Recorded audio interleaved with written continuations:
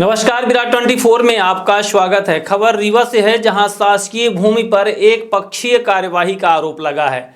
आयुक्त से निष्पक्ष जांच की मांग की गई है। रीवा जिले के रायपुर करचुलियान तहसील अंतर्गत ग्राम बक्छेरा स्थित शासकीय भूमि आराजी नंबर 1499/1 को लेकर विवाद सामने आया है। इस भूमि पर वर्षों से गांव के कई लोगों के पुश्तैनी मकान बने होने के बावजूद एक व्यक्ति विशेष के खिलाफ ही अतिक्रमण की कार्यवाही किए जाने का आरोप लगाया गया है।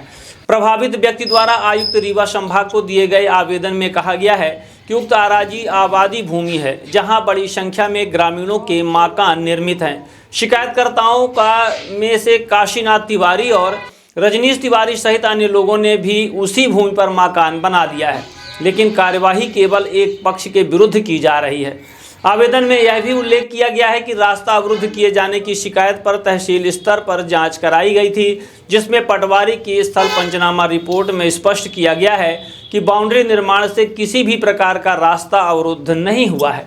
आरोप है कि तथ्यों को तोड़ मड़ोड़ कर जनप्रतिनिधि को गुमराह किया गया, जिसके बाद एक पक्षीय कार्यवाही के निर्देश जारी हुए।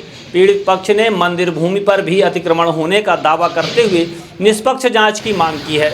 मामले को लेकर अब आयुक्त कार्यालय की भूमिका पर सभी की निगाहें टिकी हुई हैं। मामला ये है कि मेरा नाम विवेक तिवारी है, ग्राम बक्छेरा सीता टोला के रहने वाले हैं। मेरे पिता श्री इंद्रपाल प्रसाद तिवारी, जो विधायक जी की चिट्ठी आई थी उसमें अतिक्रमण की, जो रकबा नंबर 1499/1 आराजी है, जो उसमें सरकारी भूमि है। पहले से एक घर निर्माण किया गया है, बाउंड्री निर्माण किया गया है। उसमें काशीनाथ तिवारी ने शिकायत किया है कि जबरदस्ती भूमि में अतिक्रमण किया गया है। जो उसमें काशीनाथ तिवारी, रजनीश तिवारी, जो रजनीश तिवारी सरकारी नौकरी में हैं, पोस्ट ऑफिस में बाबू हैं, वो भी अतिक्रमण किए हैं। कम से कम नहीं तो घर बनाया है, 1.5 से 2 एकड़ 3 एकड़ कब्जा किया। और हमारे पिताजी के विधायक जी के लेटर पे एक पक्ष कार्यवाही हो रही है एसडीएम द्वारा, रायपुर द्वारा।